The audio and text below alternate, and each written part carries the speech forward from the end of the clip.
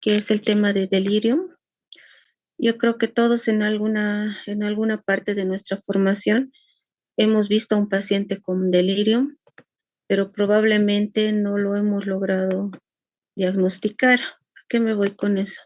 Que muchas veces es el paciente que toda la noche ha gritado, es el paciente que no nos ha dejado dormir, es el paciente que se ha caído de su cama, ¿no? Posoperado, ¿no? El viejito que ha gritado toda la noche, que no ha dejado dormir a nadie, ¿no? Y que normalmente, pues nosotros hemos estado tal vez hasta a su lado, no hemos dormido con el paciente, pero no hemos solicitado un apoyo por psiquiatría, ¿no? ¿Por qué por psiquiatría y no por neurología? Porque normalmente nosotros estamos capacitados, o sea, Recording in progress. en nuestra formación nosotros podemos realizar sedaciones, ¿no? Que es algo que es parte de la especialidad, ¿ok? ¿Se nota la pantalla, doctores? Sí, doctor. Ok, la estoy poniendo en pantalla grande para empezar. Bueno, aquí en La Paz ha empezado a llover, ha empezado a hacer un frío terrible. Oye,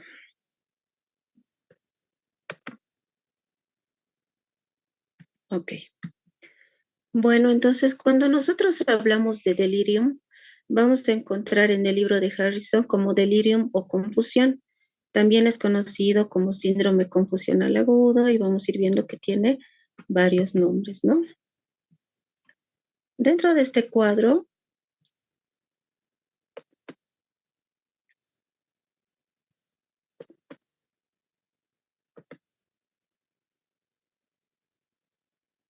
bueno, dentro de este cuadro, como les decía, pues recibe varios nombres, desde encefalopatía, insuficiencia cerebral aguda, estado de confusión agudo, psicosis posoperatoria. Ahora sí, ¿se nota, doctoras? Está medio rara mi computadora.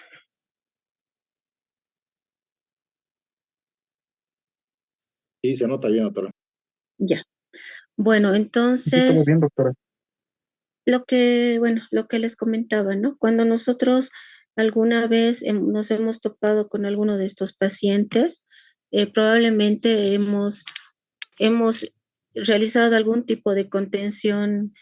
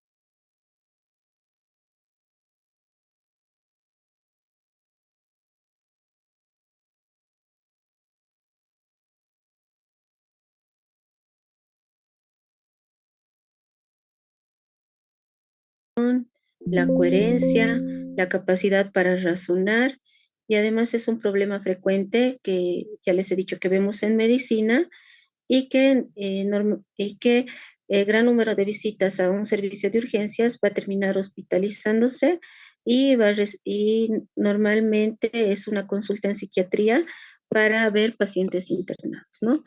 Y el delirio es un término que describe un estado confusional, ¿no? Y siendo una causa principal de mortalidad al contribuir tan solo en Estados Unidos con miles de millones de dólares cada año a costos en atención en salud, ¿no? Dice que una persona que sufre delirium posoperatorio por una enfermedad, por una neumonía, por no sé, por alteraciones metabólicas, cardiometabólicas, ¿no? Tiene más riesgo a los 5 años que una persona que posoperada no ha sufrido estos problemas de internarse, de fallecer, ¿no? O sea, tiene una alta tasa de mortalidad, pero en tiempo. Y el delirio pasa inadvertido, pues a veces, no muchas veces son pacientes que nos llaman la atención, ¿no? Es el paciente posoperado que todo el día está durmiendo, que no come, o está relativamente tranquilo, pero que cuando nosotros le hablamos parece que no nos estuviera atendiendo, no responde lo que nosotros le preguntamos. Entonces, ese paciente también está en un cuadro de delirio, pero como este está tranquilo, a diferencia del que grita, se mueve, le han operado de la cadera y se está queriendo levantar de la cama, entonces sabemos que a este paciente le vamos a dar más atención por la hiperreactividad que está presentando, ¿no? Entonces, los otros nombres que también son conocidos para delirium es encefalopatía, insuficiencia cerebral aguda, estado de confusión aguda, psicosis posoperatoria o de la unidad de cuidados intensivos y la psicosis tóxica. Dentro de las manifestaciones clínicas que vamos a diferenciar en relación a un cuadro esquizofrénico, que sabemos que el curso de un cuadro esquizofrénico es crónico, que significa que tiene que estar más de un mes y tiene que mantenerse por 6 meses. A diferencia de la esquizofrenia, este cuadro tiene características agudas. ¿Qué significa? Que un día para el otro el paciente se puso mal. Dos, que el curso es fluctuante. ¿Qué significa?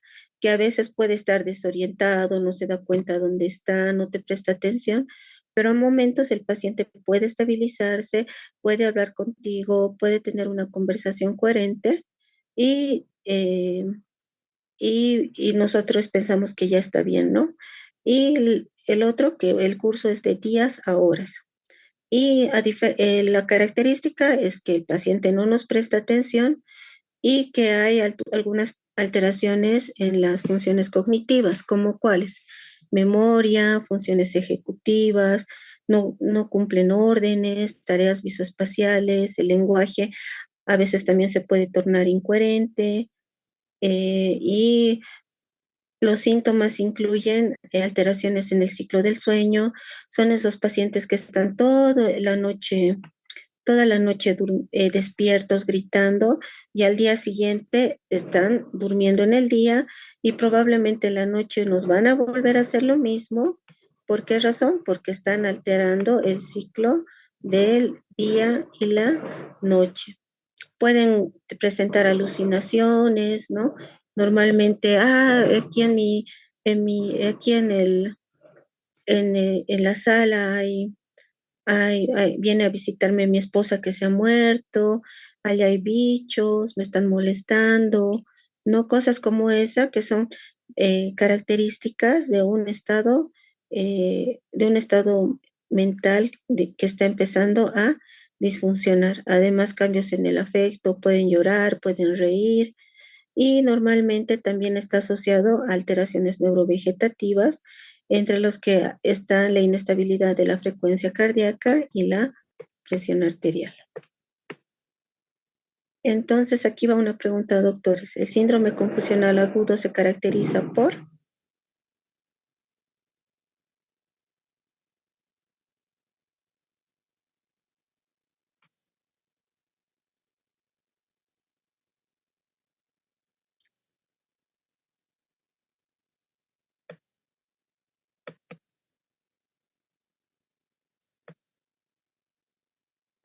Muy bien, doctores.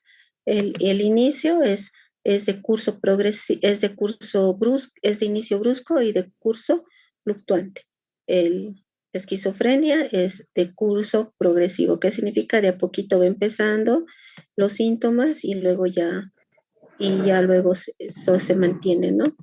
Entonces la respuesta correcta es B, es un cuadro de inicio brusco y curso fluctuante con alteraciones de la conciencia, atención y pensamiento y en la que pueden aparecer ideas delirantes y alucinaciones, ¿no? Una de las características más importantes es que el delirio tiene muchas manifestaciones clínicas, pero normalmente lo que nos llama la atención es el inicio, que es agudo, y que normalmente la cognición es la que fluctúa en el transcurso de horas a días, ¿no? Y que cuando nosotros resolvemos lo que está generando este problema, normalmente el delirium pasa, ¿no? Muchas veces sin tratamiento y solo es como que orientar al paciente, pero muchas veces sí, en los casos graves vamos a necesitar algún tipo de apoyo farmacológico. Entonces, dentro de las manifestaciones clínicas del delirium, tenemos que esta se realiza por un diagnóstico clínico, que significa que nosotros tenemos que ir bien observando al paciente qué está sucediendo con él, ya sea en la internación como tal, ya sea que este paciente ha entrado a una cirugía, ¿no? Una cirugía mayor y que después de que lo han despertado, el paciente ha empezado a hablar cosas, incoherencias, a agitarse, a querer moverse, ¿no? Entonces, normalmente nosotros vamos a ir reconociendo los síntomas, ¿no? Y que podemos ir diferenciando entre dos tipos de, de delirium, que es el tipo hiperreactivo y el tipo hiporreactivo, ¿no? El hiperreactivo normalmente son los pacientes que están inquietos, que están con alucinaciones, que pueden estar agresivos, que pueden estar eh, con alucinaciones, con pensamiento desorganizado, pensamiento descarrilado. Y el paciente hiporreactivo es el paciente que normalmente está abstraído, callado, no sigue órdenes, ¿no? No presta atención a la entrevista, además que está muy quieto, entonces son cosas que nos llaman la atención. Un ejemplo de un delirium hiperreactivo tenemos al delirium tremens. ¿Por qué se da, doctores, el delirium tremens?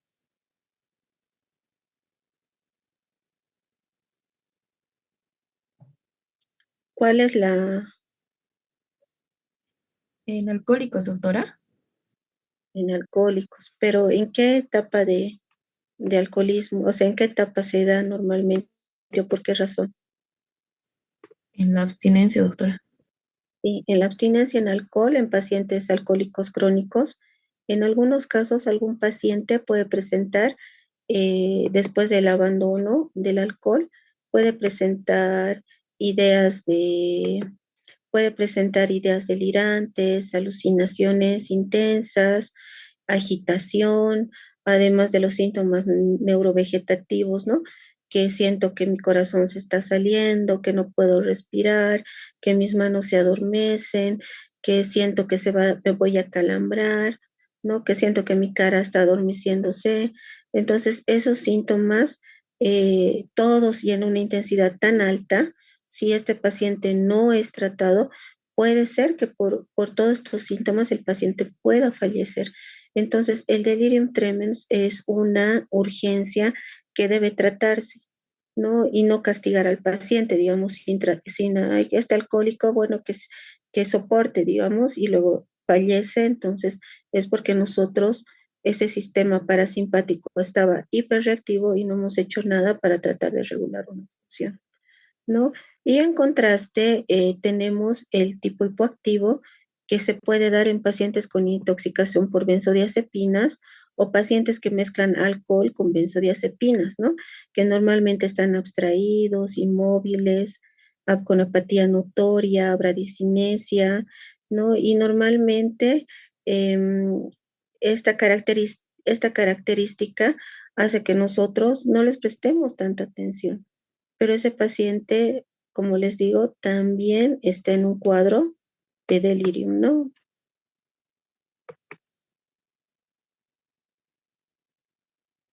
Y normalmente, pues hay una amplia gama de presentaciones del delirium, ¿no? Y que normalmente está relacionado con esta disfunción cognitiva que pueden tener los pacientes, que la característica, a diferencia de la demencia, es que es reversible. ¿Qué significa? Que nosotros tratamos lo que está causando todo este malestar y el paciente va a volver a la normalidad, ¿no? O sea, va a volver a tener sus funciones cognitivas normales, ¿no? Y muchos pacientes le dicen, ¿te acuerdas lo que me has querido pegar? ¿Te acuerdas lo que has querido hacer? ¿Te has querido levantar? ¿Qué has ido y has hecho esto? El paciente te dice, no me acuerdo. No, no me acuerdo qué es lo que he hecho, ¿no? Y en un paciente con insuficiencia renal aguda que yo tenía, se salía, ¿no? Se salía del hospital, ¿no? Se iba a comer fricasé a la esquina de la clínica, ¿no? Y todos, no, no tiene que comer, tratando de cuidar. Y cuando después de un tiempo se vuelve a internar y le contamos al señor, ¿no? Usted hacía todo esto, él nos decía, no, yo no me acuerdo, porque ese paciente estaba en delirio, ¿no? En delirio hiperreactivo era agresivo, ¿no? Entonces, estas características hace que muchas veces nosotros pensemos que el paciente es caprichoso, que no quiere ayudar, pero hay que ir evaluando que tal vez es una alteración en el cerebro. Ahorita vamos a ir viendo cómo después vamos a ir evaluando estos pacientes.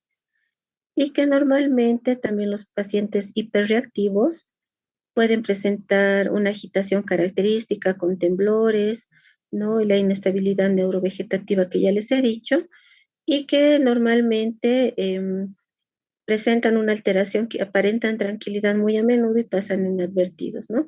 Y en las salas de terapia intensiva, normalmente cuando se les empieza a bajar la sedación, a veces empiezan a aparecer estos síntomas, ¿no?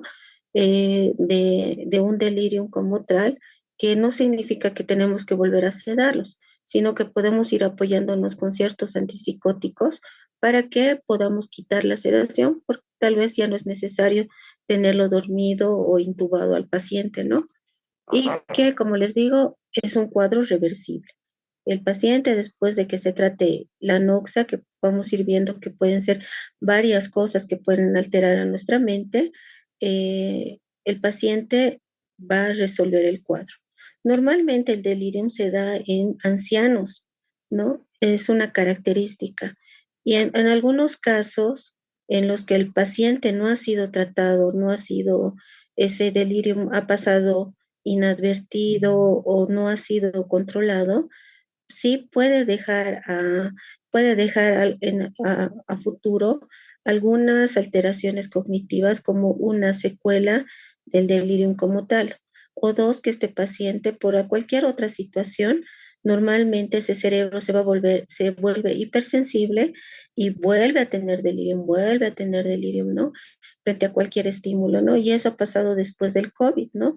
Muchos pacientes por el propio COVID han hecho cuadros de delirium que no han sido diagnosticados y ahora con cualquier problema, ya sea un resfrío, una gastroenteritis, el tema mental es lo que se les afecta a estos pacientes, ¿no? Entonces, queda como una secuela, puede quedar como una secuela, porque ese cerebro ya queda hipersensible a ciertos estímulos que pueden, que activan a ese cerebro y que normalmente cuando las tasas de recidiva se deben al tratamiento inicial inadecuado y en algunos casos el delirio puede causar lesión neuronal permanente y declinación cognitiva, ¿no?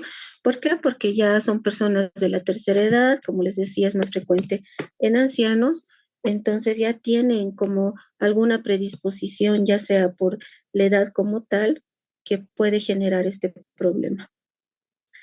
Y que normalmente pueden tener periodos de amnesia completa hasta la repetición de una experiencia del periodo atemorizante o lo que ha generado la confusión y de un modo similar a lo que se observa en pacientes con estrés postraumático que después pueden acordarse todo lo que han hecho. Entonces, el delirio hiperreactivo se caracteriza por todo, excepto, ¿cuál es la respuesta, doctores?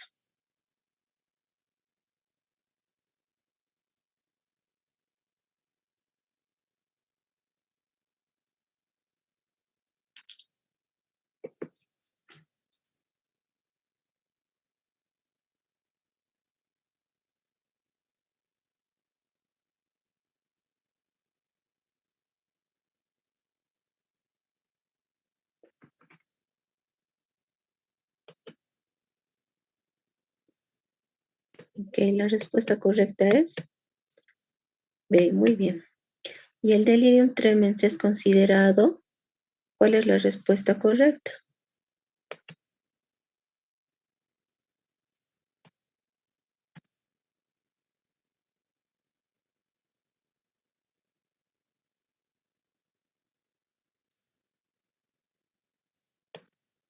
¿Cuál es la respuesta correcta?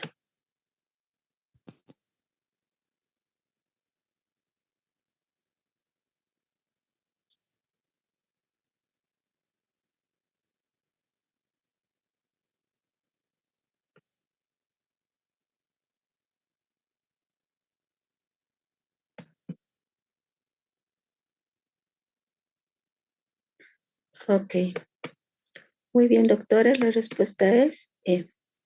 Cuando nosotros queremos realizar el diagnóstico del delirium, pues vamos a tener, están descritos que podemos hacer una exploración, una anamnesis, como en cualquier otra enfermedad, una exploración física y pues estudios laboratoriales o estudios complementarios para verificar nuestro diagnóstico, ¿no?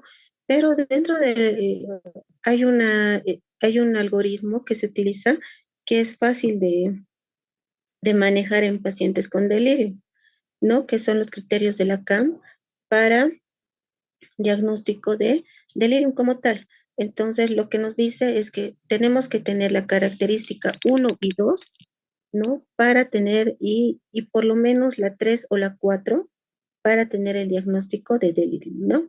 Entonces, según los criterios de la CAM, el criterio uno es el inicio agudo y la evolución fluctuante. ¿Qué significa? Que cuando nosotros realicemos la anamnesis a los familiares, porque probablemente el paciente no nos va a poder responder, nos tienen que, la pregunta es, ¿y él estaba ya mal antes de la cirugía? ¿Y él estaba, ya se ponía como está ahorita, se desorientaba antes de este procedimiento o antes de la internación? Si los familiares te dicen, sí, ya se estaba desorientando, entonces un diagnóstico diferencial que tenemos que hacer es la demencia, ¿no? En personas de la tercera edad. Y en la joven que desde más antes tenía alucinaciones y que tenía algunos otros síntomas, ¿no? Y que normalmente han visto que poquito a poquito ha ido aumentando, probablemente puede ser que estemos frente a una esquizofrenia, ¿no? Ahora, ese es el criterio, el inicio agudo, ¿no?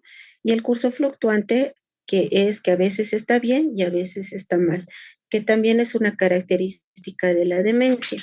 En los cuadros demenciales también hay momentos que los pacientes con demencia pueden tener un cuadro donde su mente esté totalmente lúcida, pero puede haber momentos donde estén desorientados, incoherentes, no reconozcan a las personas a su alrededor, ¿no?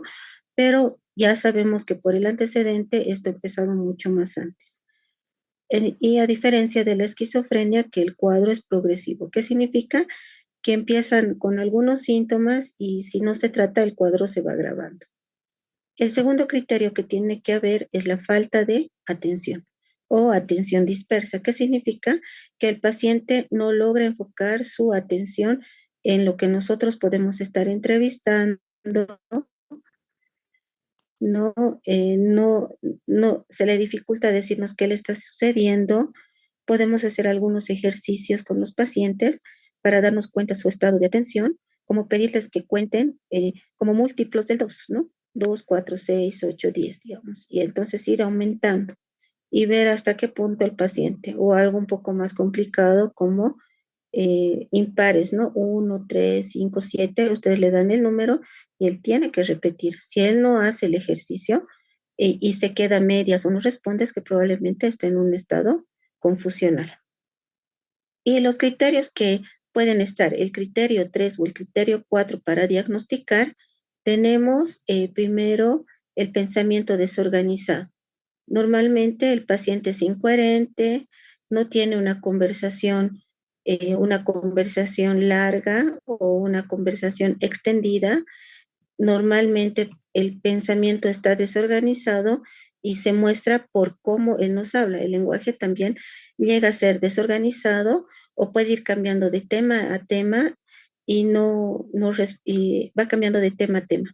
Y el cuarto, que es el nivel alterado de la conciencia, que pueden ser que son signos de alarma, ¿no? Entre los que podemos tener que el paciente puede estar en vigilia, también puede estar en hipervigilia, que son los pacientes que ante cualquier estímulo están mirando, están observando, no están queriendo escuchar todo, y pasar a momentos donde se duermen, no despiertan, nos cuesta despertarlos, ¿no? Entonces ya nos hablan de estados de conciencia realmente alterados, que están, como les digo, relacionados con el estado físico, por una neumonía que no se está logrando controlar, por una gastroenteritis que se nos está complicando, por un tema neurológico tipo meningitis o encefalitis que no está yendo bien.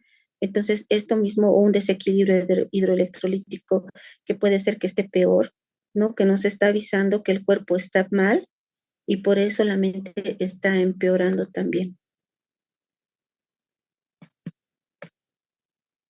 ¿No? Y aquí sale el término de confusión vespertina progresiva, que es un criterio que normalmente se da, que normalmente los pacientes se ponen hiperreactivos en el horario de la noche, que normalmente hace que pues nadie duerma, ¿no? Ellos están inquietos, se mueven mucho, entonces esto hace que el paciente,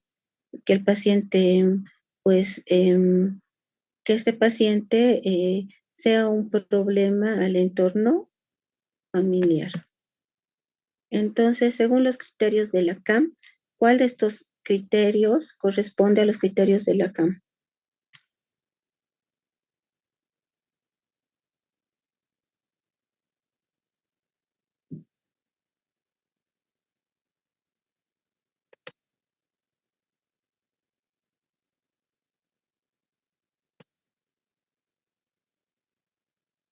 Ok, entonces la respuesta correcta es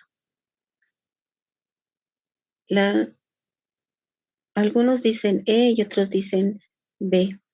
La característica es que es un inicio crónico, doctoras, y un pensamiento organizado y un nivel adecuado de conciencia. Esos son los criterios de la CAM. Son sencillos, la idea es que se los memoricen porque les va a servir. El inicio es agudo y el curso fluctuante. La falta de atención, pensamiento desorganizado y estado de conciencia desorganizado. Entonces, esos cuatro criterios, si ustedes no pueden, memorícenselo y les va a servir para toda su formación médica. ¿No? ¿A qué se llama confusión vespertina progresiva?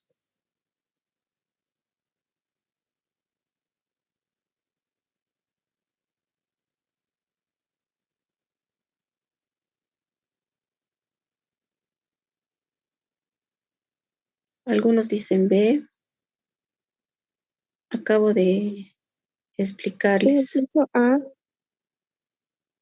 Inciso A, muy bien, doctora.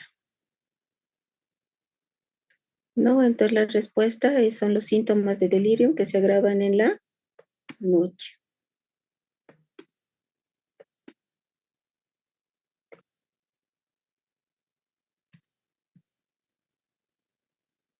Y mi computadora no sé por qué está rebelde.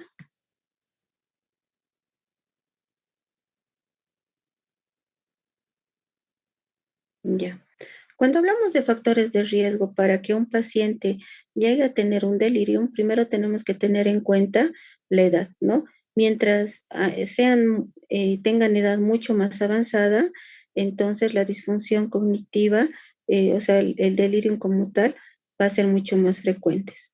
Además que se ha visto que las personas mayores a 65 años o con puntuaciones bajas en pruebas cognitivas, probablemente cuando se internen van a hacer un cuadro de delirio y que normalmente no se ha documentado si esta disfunción cognitiva inicial son factores verdaderamente independientes o realmente es porque ese cerebro ya no está con las funciones totalmente adecuadas, ¿no? Y entre otros factores también hay personas que tienen privación de los sentidos, que son más propensas a hacer cuadros de delirium, que ya no escuchan, que ya no ven, ¿no? Y además, eh, cuando los tenemos mucho tiempo sin movilizarlos, la desnutrición como tal, enfermedades médicas, ¿no? Como la diabetes, enfermedades neurológicas subyacentes, ¿no? Y vamos a ir viendo ahorita una tablita donde están clasificadas, y los riesgos intrahospitalarios como la colocación de sonda, el fijarlos, ¿no? Tenerlos todo el tiempo fijados. No va el paciente por la resistencia, porque no va a comprender por qué está fijado, por qué está amarrado. Entonces, esa mente no va a lograr organizarse. La privación de sueño o también la polifarmacia, ¿no? Los pacientes normalmente de la tercera edad sabemos que van a tomar más de 2 o 3 medicamentos, entonces este también es un riesgo para que los pacientes nos hagan un delirium por las interacciones medicamentosas y también por el metabolismo hepático que ellos pueden tener.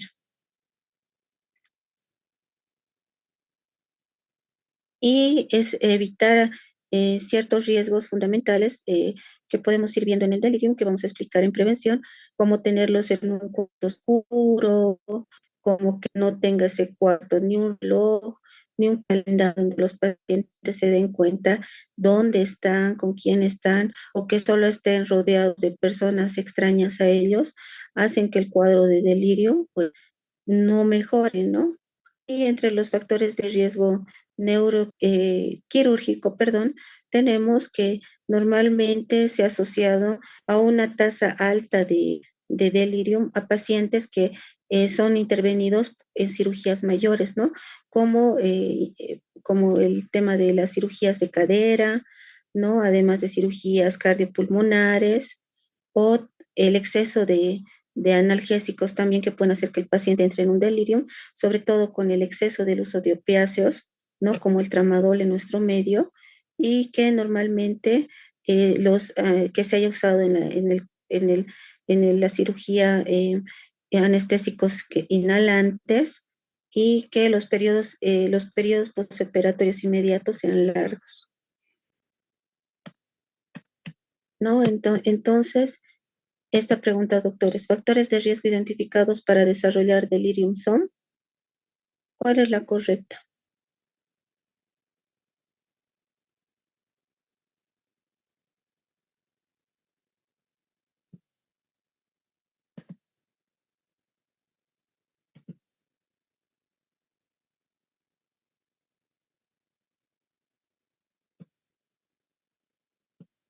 Muy bien, doctores. Entonces la respuesta correcta es D.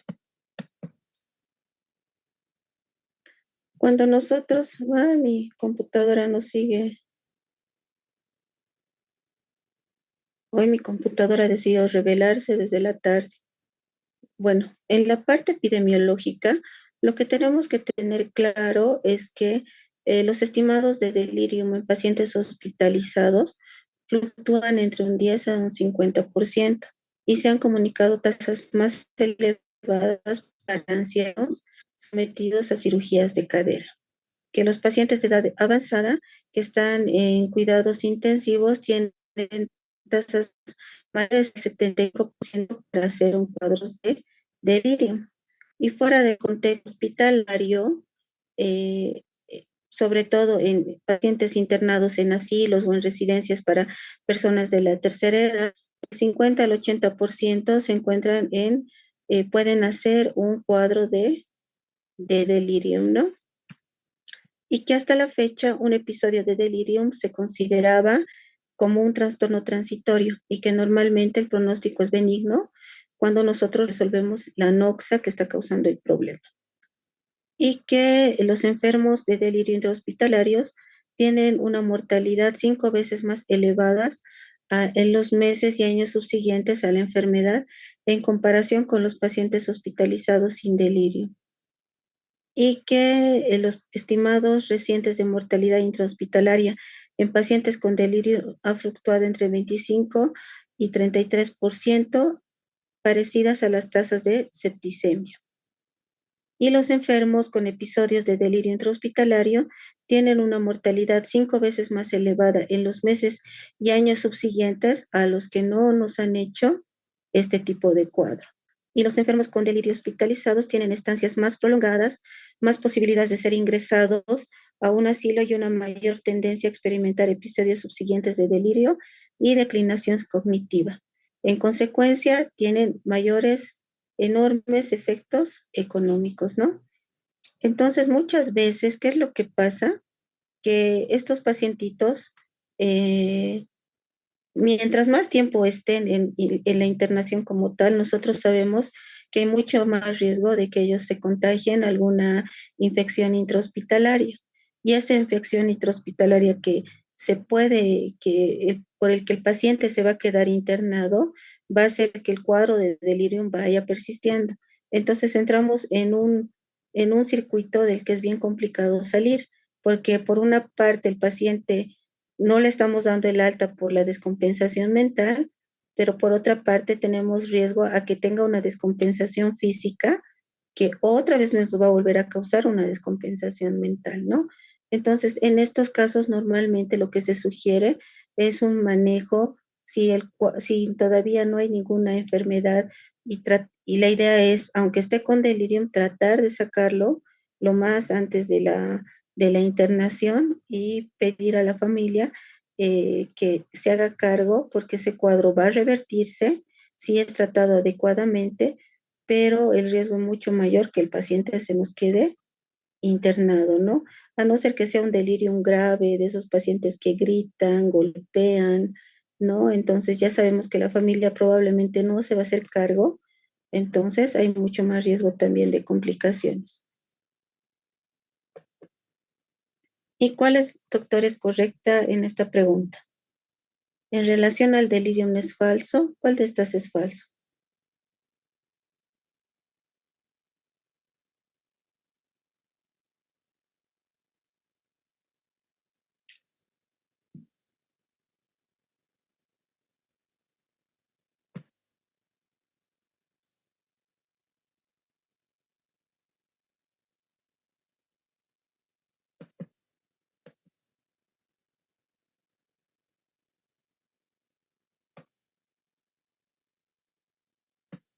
¿Están seguros, doctores? Algunos dicen D, otros dicen C. ¿Cuál es la falsa, doctores?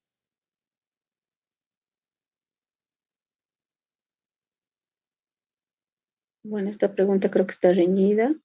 Algunos dicen B, otros dicen C, otros dicen D, ¿no? Y la respuesta, doctores, es C. ¿Por qué razón?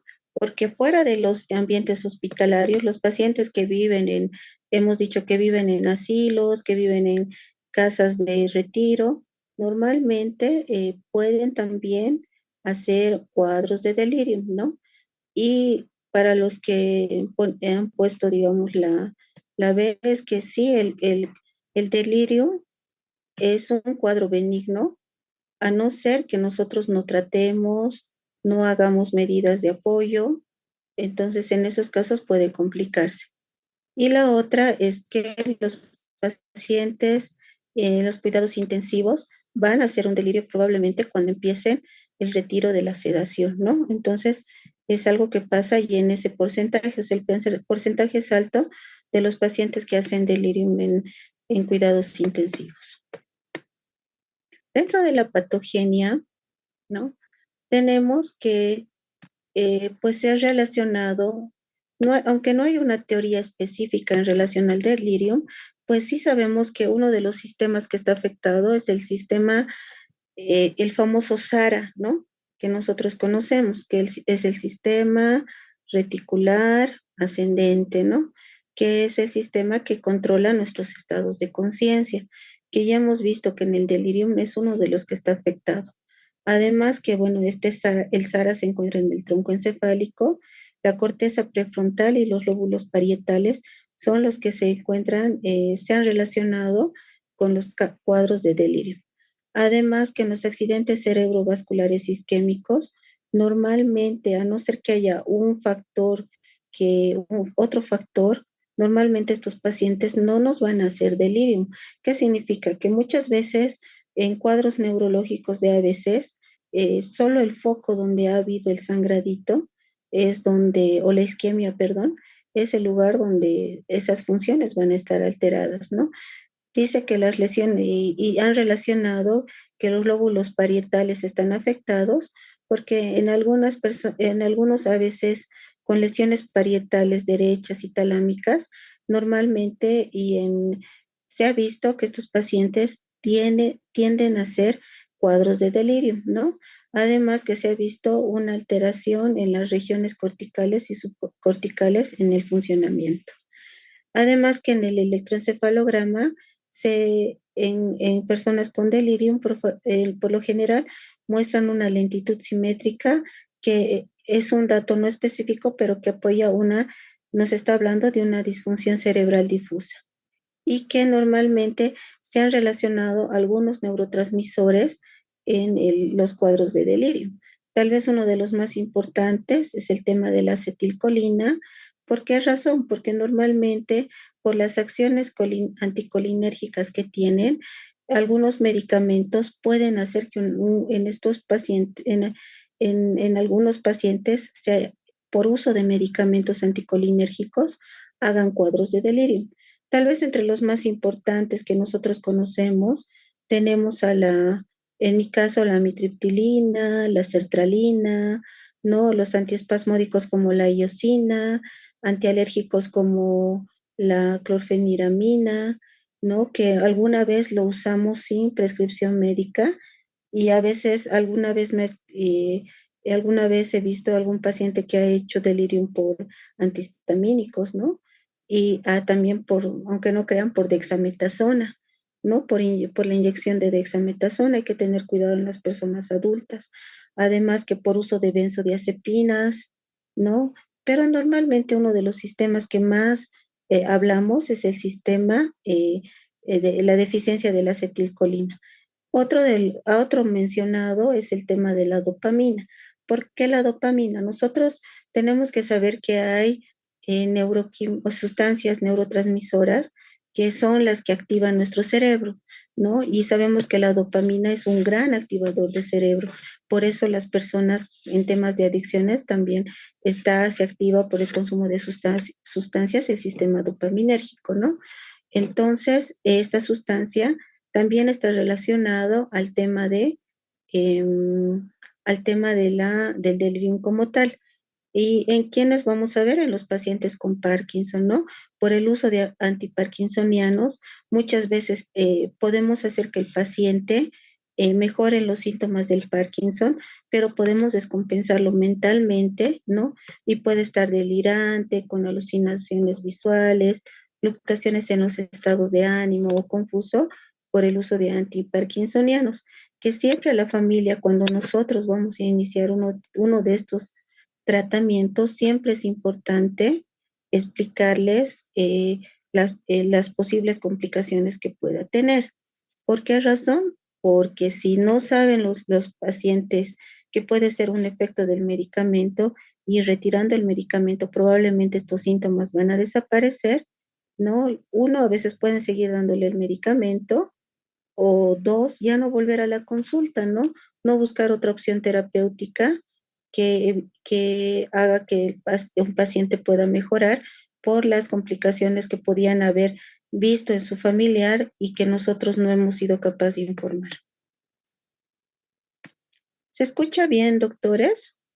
Porque mi computadora me anda mencionando que estoy sin buena señal.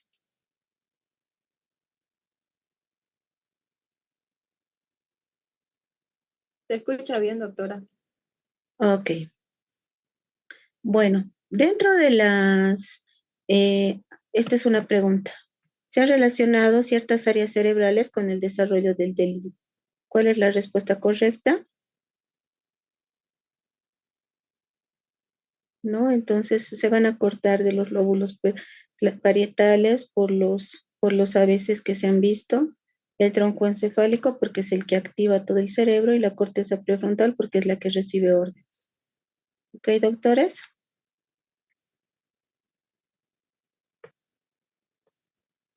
Entonces la respuesta. Y en esta pregunta,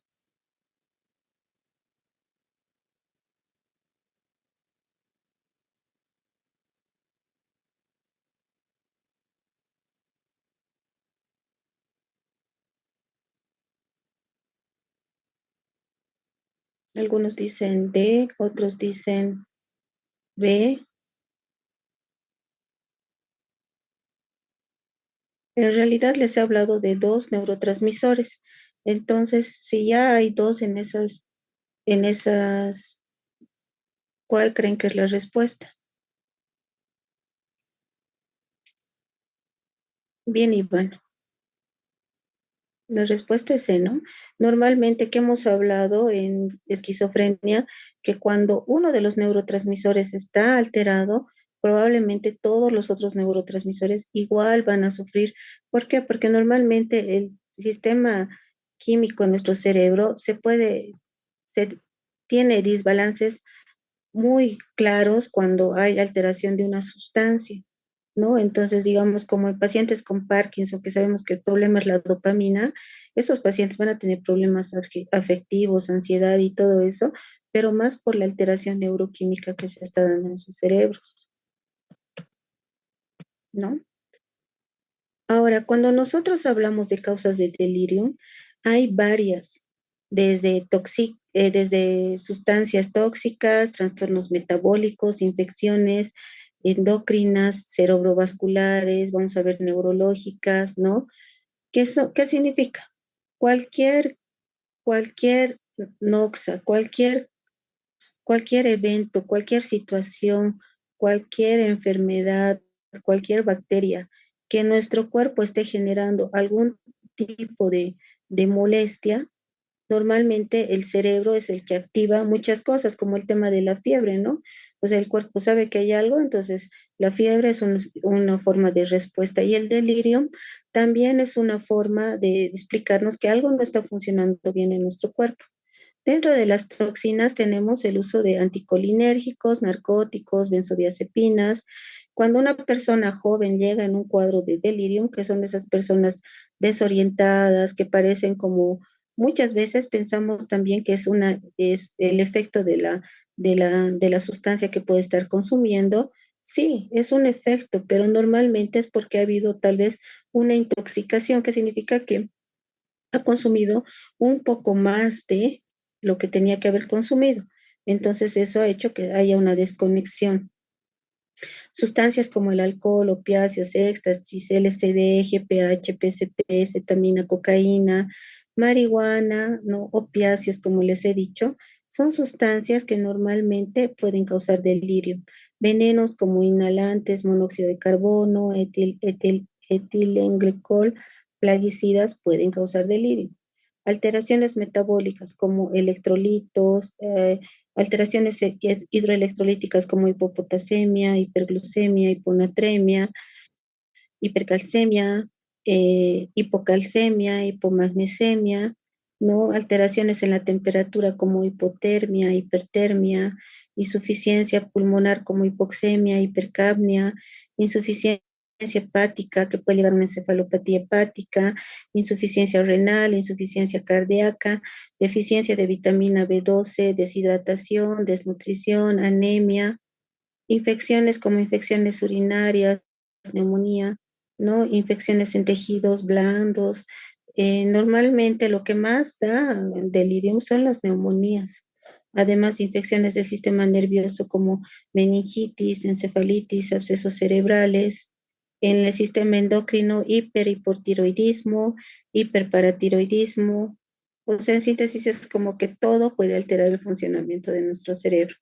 Pero para que esto pase, no es que a todos nos va a dar delirio. En muchos casos hemos dicho que hay algo ya, algunas características que nos están haciendo como que premeditan a que esto sí suceda, ¿no? Trastornos cerebrales como hipoperfusión, encefalopatía hipertensiva, accidentes cerebrovasculares, ¿no? Además, la exposición normalmente en personas de la tercera edad, que ya personas de más de 75 años, el no conocer el entorno también puede desencadenar un cuadro de delirium, ¿no?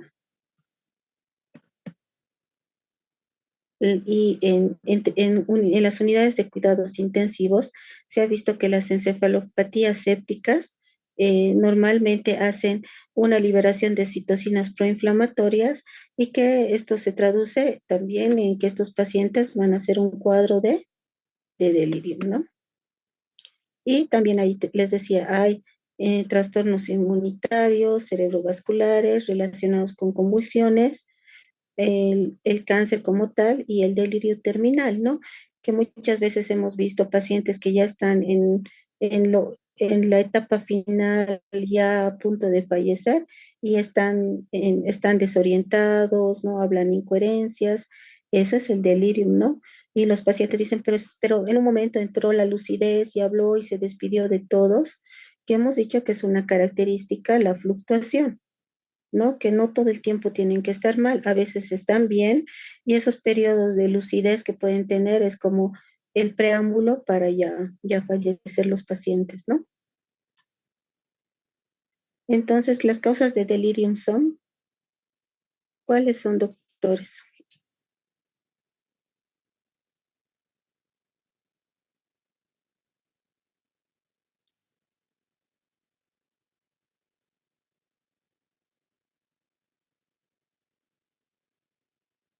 Muy bien, doctores, ¿no? Entonces, la respuesta es todos. Muy bien. ¿Y las causas etiológicas del delirium son todas o son, excepto?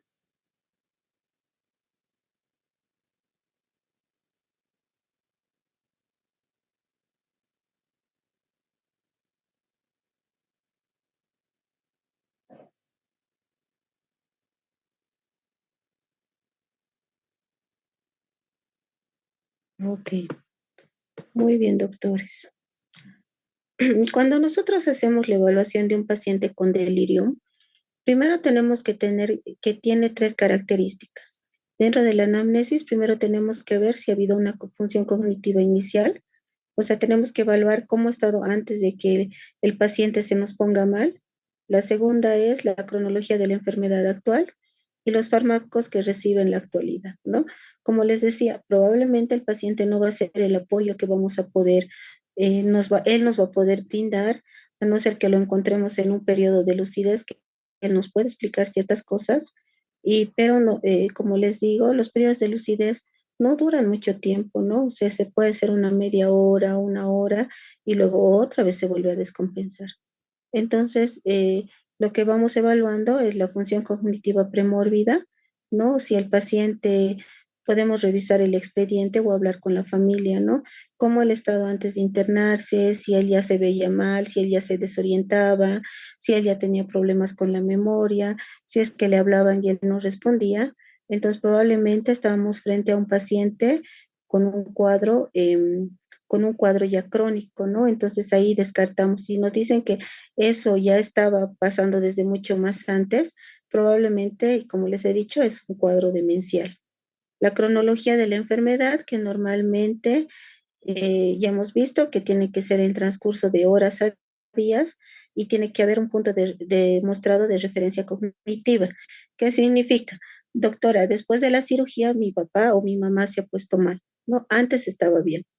Doctora, mi papá se ha enfermado y desde ahí se ha puesto mal. Doctora, mi papá estaba con una infección intestinal y desde ahí ha empezado a desorientarse, ¿no? Entonces ya sabemos que ha habido algún factor que ha generado este problema, ¿no? O, doctora, nos han dicho que mi papá tiene esta enfermedad o en los laboratorios ha salido esto y probablemente por eso se ha puesto mal hace una semana. Entonces tenemos un punto de referencia. Además, hay algunas escalas que nos permiten diagnosticar con una información de otra persona, o sea, no del paciente, que nos pueda brindar como fuente de información para saber desde cuándo el paciente ha estado enfermo, ¿no? Y los fármacos que recibe en la actualidad, que normalmente un tercio de los casos de delirio son consecuencia de fármacos, ¿no? Y que normalmente eso pasa mucho en nuestro país, que es el tema de la venta libre de medicamentos que tenemos, que hace que los pacientes tomen medicamentos recetados por el médico, tomen medicamentos recetados por las farmacéuticas, por la doctora de la farmacia, y además tome hierbas, ¿no? Yo a mis pacientes les digo, las hierbas igual tienen sustancias químicas, ¿no? Entonces, usted si toma esto y esto lo que está haciendo es potenciando la acción de uno de los medicamentos y por eso está durmiendo o se está sintiendo de esa forma en el día, ¿no? Entonces, en mi caso, digamos, es el uso de valeriana, de tilo, de medicamentos para dormir, más los medicamentos que yo les doy. Entonces, normalmente hay una acción potenciadora que hace que los pacientes no estén bien. Y en nuestro caso también tenemos el masticado de coca, ¿no? La coca es un activador del cerebro, ¿no? Eso tenemos que tener, tiene sus compuestos químicos que generan en nuestro cerebro un tipo de estimulación, ¿no? O sea, lo que hace es activar. Mezclan medicamentos, mezclan con hierbas y entonces dentro de nuestra anamnesis tenemos que preguntar esto, sobre todo en personas de la tercera edad, ¿no? Porque normalmente ellos son o dos, los famosos productos de Herbalife o Life, que no es que esté en contra de ellos, pero normalmente de micronutrientes a micronutrientes nos van generando ciertos conflictos, ¿no? Una vez tenía una paciente que no comía y que su desayuno era Herbalife, su almuerzo era Herbalife, su cena era Herbalife, ¿no? Y cuando he entrado a la terapia intensiva por un cuadro de delirio y una descompensación, un problema hepático, y cuando contábamos cuánto de manganeso, cuánto de cromo la paciente consumía, sumando y sumando y sumando, pues estábamos en una intoxicación por cromo, ¿no? Entonces, ese es el problema de la venta de estos de estos suplementos nutricionales, que las personas, o no sé por qué razón, ¿quién les indica eso a las personas que pueden, o sea, es un suplemento, pero no significa que puedan vivir solo de tomar batidos o cosas como esas que pueden generar este tipo de complicaciones. Además de detección de síntomas de insuficiencia orgánica o infecciones múltiples en los órganos, y que siempre es en personas jóvenes que pueden ingresar con un estado confusional, preguntar consumo de sustancias, consumo de alcohol, ¿no? Que son las primeras causas para que estos pacientes puedan generar en población joven, es el tema de alcohol y de drogas, ¿no? Dentro de la exploración física, pues tenemos que ir viendo qué otros síntomas pueden estar presentando los pacientes, desde cuadros febriles que tal vez no nos hemos dado cuenta, desde consolidaciones pulmonares que nos están hablando de un cuadro neumónico, soplos cardíacos, rigidez de nuca que nos puede estar hablando de una meningitis, la deshidratación como tal, ¿no? O la sobrecarga de líquidos, sobre todo en personas de la tercera edad, la hipoxemia normalmente que es fácil de corregir, ¿no? Y también la apariencia de la piel, ¿no? Si el paciente ha entrado normal, pero se nos está empezando a poner ictérico, pues nos está hablando que ese paciente algo estamos haciendo o algo estamos causando en el paciente, y la respuesta es el delirium como tal, ¿no? La exploración neurológica, que nosotros vemos el estado mental. Y en el estado mental nosotros primero vemos orientación, que el paciente esté orientado, que las memorias estén adecuadas, el pensamiento esté organizado, que el discurso que el paciente nos dé sea claro, sea coherente, ¿no? Que no cambie de temas cada momento, que ya nos está hablando de un problema, ¿no? Y además, ya hemos visto el déficit de atención, ¿no? Que les explicaba que pueden hacer el ejercicio de los números, darles o números al azar o, como les decía, múltiplos o números impares. Podemos empezar con dos y el paciente que les repita, ¿no? el 1 y el 5, y el paciente, ahora diga los números, 1, 5. Ahora diga 1, 5, 7, y el paciente tiene que repetir. Y si el paciente ya nos deja de prestar atención o ya no responde, entonces sabemos que el tema de la atención, que es el criterio 2 de los criterios de la CAM, es el que está alterado. Y normalmente, como les decía, la evaluación del pensamiento, que puede ser una habla tangencial, que tú le preguntas una cosa y el paciente te responde otra. El flujo fragmentado, ¿no? Las órdenes complejas a menudo indican un problema en la atención. Además, que en las pruebas neuropsicológicas normalmente podemos ir ya observando este tipo de problemas. Y aquí una pregunta, doctores, ¿no? ¿Cuál creen que es la respuesta?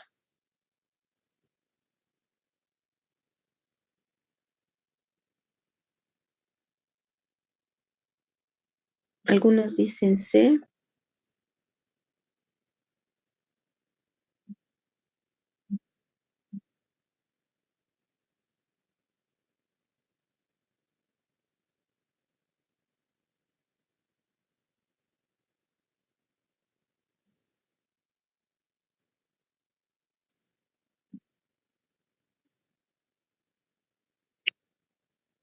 Muy bien, doctores. Y la respuesta es C. La hipoxemia se asocia a delirium y es de fácil corrección. Dentro de la evaluación paso a paso del paciente, ya hemos visto toda esta primera parte. También dentro de la parte tal vez que hemos visto, ya hemos visto la exploración física, la anamnesis, y ahora vamos a ir viendo un poco los estudios complementarios que podemos pedir desde un hemograma, que nos va a ver si hay alguna infección, si hay algún proceso inflamatorio, además de laboratorios como electrolitos, función hepática, función renal. Si el paciente está con una infección, tenemos que pedir un cultivo y un examen general de orina, una radiografía de tórax, un hemocultivo en algún caso necesario, además de un electrocardiograma, sangre en gases.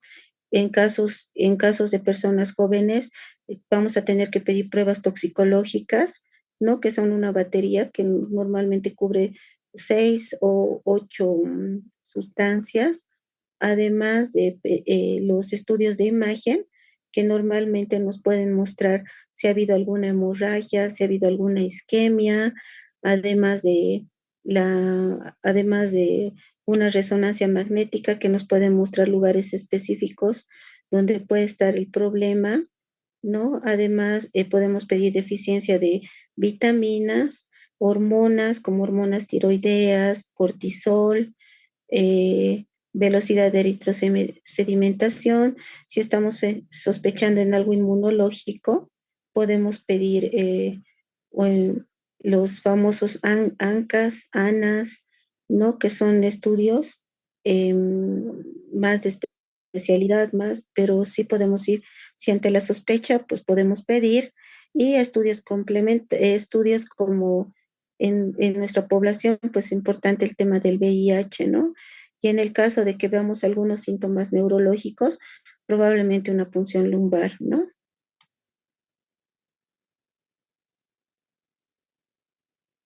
Y dentro del tratamiento, pues no hay un tratamiento farmacológico específico que haga el paciente recupere la función mental adecuada. ¿A qué me voy con eso? O sea, no hay algo específico que nos diga la literatura, le dan un antipsicótico y con esto va a recuperarse, no, porque tenemos que entender que lo que está pasando es que el cuerpo está respondiendo a un funcionamiento, perdón, el cerebro o la mente está respondiendo a un funcionamiento inadecuado del cerebro. Entonces, cuando nosotros tratamos la noxa, lo que está causando el problema, probablemente el estado mental va a empezar a mejorar, como en casi todos los casos de delirium, ¿no? Entonces, ¿en qué casos? En los únicos casos que se utiliza tratamientos farmacológicos es uno en pacientes con deliriums graves, cuando el paciente está agresivo, inquieto, se mueve, puede poner hasta en riesgo su vida. Entonces podemos usar entre las primeras opciones, porque la acción es rápida, tenemos el haloperidol. Y en el caso del delirium tremens, que también es una emergencia, que es la abstinencia, una abstinencia con complicaciones por consumo de alcohol, en esos casos podemos utilizar benzodiazepinas. Son los únicos dos casos que podemos apoyarnos en apoyo psico, psicofarmacológico. Ahora, normalmente lo que se ha visto es que nosotros realizando algunas tareas sencillas podemos lograr que el paciente con delirium normalmente vuelva a un estadio de orientación, a un estado de lucidez. Y lo que se habla es trabajar en reorientación, ¿no? En cosas sencillas como qué hora crees que es, dónde crees que estás, qué fecha más o menos crees que es. Y cuando nosotros vamos repitiendo y repitiendo, el paciente ya él mismo se va cuestionando y se va dando cuenta dónde está y todo eso. Dos, cuando al paciente tú le pones en un cuarto oscuro, normalmente las personas de la tercera edad no abren las ventanas, no les gusta mucho la luz. Entonces, esto hace que el cerebro logre desorientarse. Entonces, solo iluminando el cuarto, abriendo ventanas, cerrando en la noche, el cerebro también tiene un mejor funcionamiento. ¿No? Entre las características tal vez no más importantes que ayudan a reducir solo con el apoyo, como dice ahí, de enfermería y alguna vez que nosotros tengamos que psicoeducar a la familia, ¿no? Y además, el aislamiento sensitivo evita como gafas, audífonos, pueden ayudar a los pacientes que requieran y que normalmente la exacerbación vespertina progresiva puede abordarse en gran manera teniéndolos con actividades todo el día los pacientes, ¿no? Haciendo actividades hasta que ese ciclo vuelva a la normalidad, ellos duerman en la noche y estén despiertos en el día, ¿no? Entonces, esto en cuidados intensivos es algo que se está estudiando más para tratar de orientar y que el paciente en la noche pueda dormir, obviamente explicando al personal de salud que las luces desde cierto horario ya tienen que estar apagados en el horario de la noche, ¿no? Porque si está toda la noche las luces encendidas, ese cerebro no va a lograr orientarse.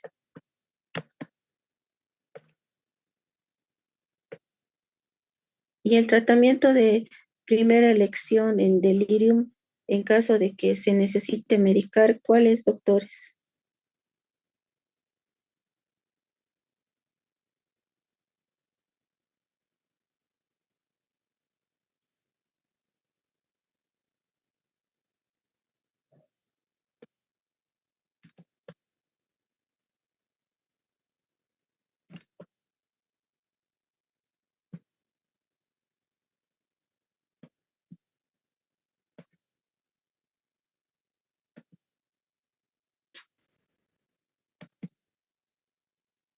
Ok, un minutito, por favor. Se ha salido la... Vamos a compartir porque ya estamos casi en lo último de la clase del día de hoy, ¿no? Entonces la respuesta correcta es haloperidol, ¿no?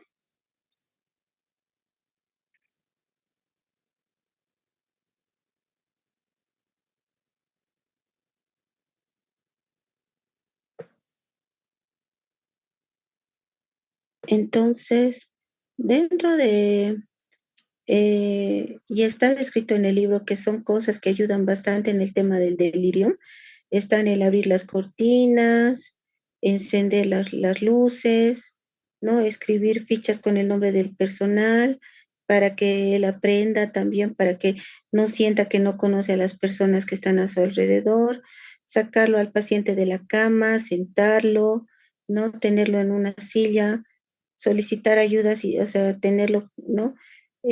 Solicitar, no, que no esté echado todo el día en su cama, hacerlo caminar en el caso que sea necesario, hablar con el paciente, Dice en las visitas médicas nosotros podemos ayudar con la orientación del paciente, ir preguntándole dónde está, quiénes son las personas vestidas de blanco, ¿no? Y a ver qué nos dice, ¿no? Después, si el paciente si él está acostumbrado a usar lentes y audífonos, volverle a colocar los lentes, volverle a colocar los audífonos, que nos va a ayudar bastante. Hidratar a nuestros pacientes, que es un tema bien importante en las personas de la tercera edad, ¿no? Las personas de la tercera edad no les gusta tomar líquidos, entonces muchas veces los deliriums que ellos presentan es por deshidratación. Además de tener actividades, lectura, juegos que ellos puedan participar para que esa mente esté distraída y también activa en el día para que pueda dormir en la noche, ¿no? Además, em, proporcionar actividades como juegos, asegurar que los miembros de la familia cuenten con las explicaciones de lo que está pasando, cosas que favorecen al sueño, cortinas cerradas, no dar cafeína o cualquier sustancia energizante, Red Bull, taurina, ¿no? Cualquiera de estas. Em, Dar una de estas sustancias, además de reducir el consumo bueno, de cafeína, luego ofrecer, si es que van a estar las luces encendidas, pues algún antifaz, y como les decía, ¿no? En la noche volverles ya quitarles los audífonos, quitarles los lentes, que a veces nos olvidamos, ¿no? Y dentro de la prevención, pues sabemos que la prevención es la que nos evita estas complicaciones y normalmente primero es ver pacientes de riesgo alto. Entre estas probablemente vamos a tener a pacientes que ya nos están mostrando cierto deterioro cognitivo, ¿no? Dos, eh, normalmente cumplir con los protocolos para evitar riesgo de delirium, como moverlo, o sea, como que no estén echados en la cama, como que movilización temprana, además de ver el tema del ciclo sueño-vigilia, ir controlando a nuestros pacientes que duerman en la noche, ¿no? Además de evitar ruidos fuertes, ¿no? Y el tema de la hidratación. Sabemos que hay medicamentos que se están utilizando, se ha visto que la melatonina sí tiene un buen efecto, o sea, en estudios preliminares sí ha mostrado que a pacientes que no, sobre todo a personas de la tercera edad que no duermen en la noche, se les puede dar suplementos de melatonina de 5 a 7 miligramos, donde sí podemos tener una buena respuesta. Podemos utilizar hasta 10 miligramos, ¿no? Pero normalmente en las farmacias las melatoninas que se venden son de 3 miligramos, entonces no vamos a encontrar una buena respuesta a esa dosis. Y los estudios recientes en unidades de cuidados intensivos se han enfocado en identificación de sedantes como la medetomidina, que tengan menor probabilidad de causar delirio en pacientes graves, y el desarrollo de protocolos para despertares diarios y disminuir la dosis de sedación para evitar que cuando se les quite la sedación, el paciente no nos haga un cuadro agudo,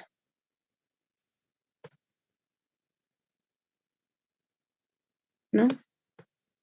Bueno, y dentro de los puntos claves que quisiera que nos quedemos, doctores, con esta clase, es que el delirium es un síndrome eh, agudo y fluctuante, y la alteración, hay alteraciones de la atención y la conciencia. Normalmente se da en personas ancianas hospitalizadas y aumenta la mortalidad, además que dentro de los factores de riesgo tenemos la edad, la demencia, la polifarmacia, las infecciones, las cirugías mayores, además infecciones, trastornos metabólicos, fármacos y abstinencia. Y dentro del tratamiento está corregir causas subyacentes, medidas de soporte y la reorientación, además de que solo se utilizan antipsicóticos en caso de benzodiazepinas, en caso de abstinencia alcohólica, y en casos graves en pacientes de la tercera edad. Y la prevención es mediante el control de factores de riesgo, que es fundamental para evitar que un paciente nos haga delirium en una sala de internación. Bueno, doctores, con esto acabamos la materia de psiquiatría, ¿no? Si tienen alguna duda o alguna pregunta que quieran realizar,